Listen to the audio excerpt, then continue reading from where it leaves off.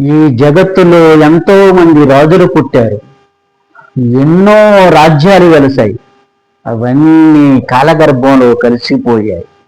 కానీ ధర్మం మాత్రం చిరస్థాయిగా నిలిచిపోయింది. నేను వ్యాసుని, నా తండ్రి మహర్షి పరాశరుడు, నా తల్లి సత్యవతి. నేను యమునా నది మధ్యంలోని ఒక ద్వీపంలో జన్మించటం వలన నన్ను ద్వైపాయనుడు అన్నారు. నా శరీర వర్ణం నలుపు కావటంతో నన్ను కృష్ణ ద్వైపాయనుడు అన్నారు. తపస్సే నా శేష, జ్ఞానమే నా సంపద, లోకక్షేమమే నా లక్ష్యం. కాలం గడిచింది, మనుషుల ఆయుస్సు తగ్గింది. వేదాలను పూర్తిగా అధ్యయనం చేసే శక్తి అందరికీ లేకపోయింది. అప్పుడు నేను ఒక నిర్ణయం తీసుకున్నాను. ఒకే వేదాన్ని 4 భాగాలుగా విభజించాను. అవే ఋగ్వేదం, యజుర్వేదం, సామవేదం, అథర్వవేదం. అందుకే నన్ను అందరూ వేద వ్యాసుడు అన్నారు. మానవ జన్మ ఎంత గొప్పదో తెలుసా? నీవు ధర్మాన్ని పాటిస్తే ఆ ధర్మమే నిన్ను రక్షిస్తుంది. అలా కాకుండా అధర్మం వెంట నడిచావా, నీ జీవితాన్ని నాశనం చేస్తుంది. అధికారం శాశ్వతం కాదు, సంపద శాశ్వతం కాదు, అందం శాశ్వతం కాదు. కేవలం జ్ఞానం, ధర్మం, కీర్తి ఇవే శాశ్వతం. మనిషిగా జీవించాలనుకునేవాడు ధర్మాన్ని పాటించాలి. విచిత్ర వీరుడు సంతానం లేక మరణించటంతో కురువంశం నిలిచిపోయే ప్రమాదం ఏర్పడింది. అప్పుడు నా తల్లి సత్యవతి నన్ను పిలిచింది. వ్యాస, ఈ వంశాన్ని కాపాడు అని నన్ను ఆజ్ఞాపించింది. నా తల్లి మాటలు నాకు వేదవాక్యం. ఆ విధంగా ధృతరాష్ట్రుడు, పాండు, విదురుడు జన్మించారు.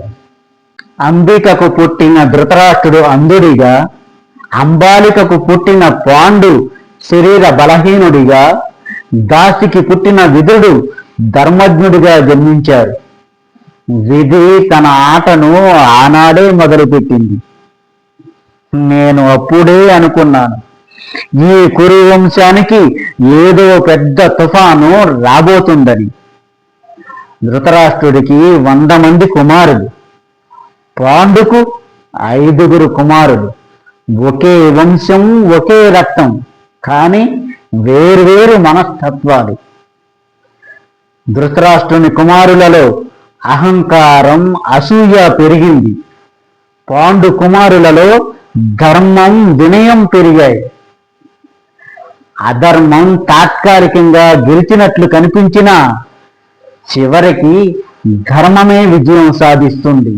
ధృతరాష్ట్రుని మమకారం, శకుని కపటం, దుర్యోధనుని అసూయ కురుక్షేత్ర సంగ్రామానికి బీజాలు వేశాయి.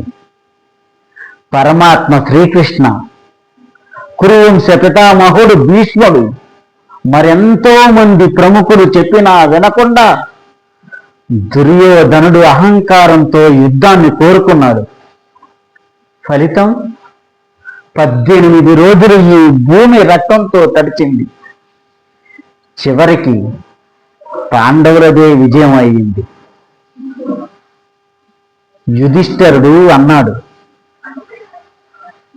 బంధువులంతా నశించిన తర్వాత ఈ రాజ్యం నాకెందుకు, దీన్ని విజయం అంటారా అని.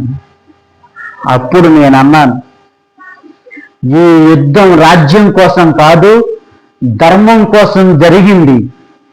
ధర్మాన్ని రక్షించడానికి పరమాత్మ శ్రీకృష్ణుడు నీ వైపు నిలబడ్డాడు అని.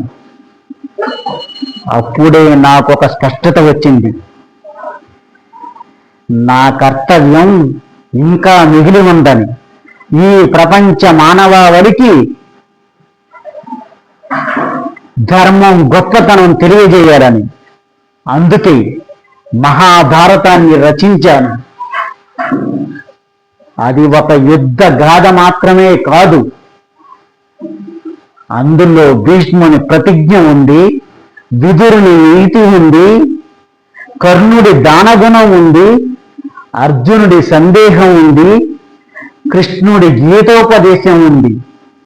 మరీ ముఖ్యంగా మనిషి ఎలా జీవించాలో చెప్పే శాశ్వత సత్యం ఉంది.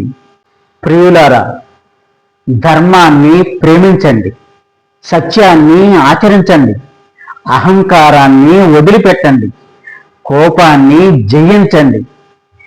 మనిషి జీవితాన్ని సరిదిద్దుకోవటానికి మహాభారతాన్ని చదవండి. నా జీవితం ఒక కథ కాదు, భారతీయ సంస్కృతికి, సనాతన ధర్మానికి నిలువెత్తు సాక్ష్యం. ఓం శాంతి శాంతి శాంతి.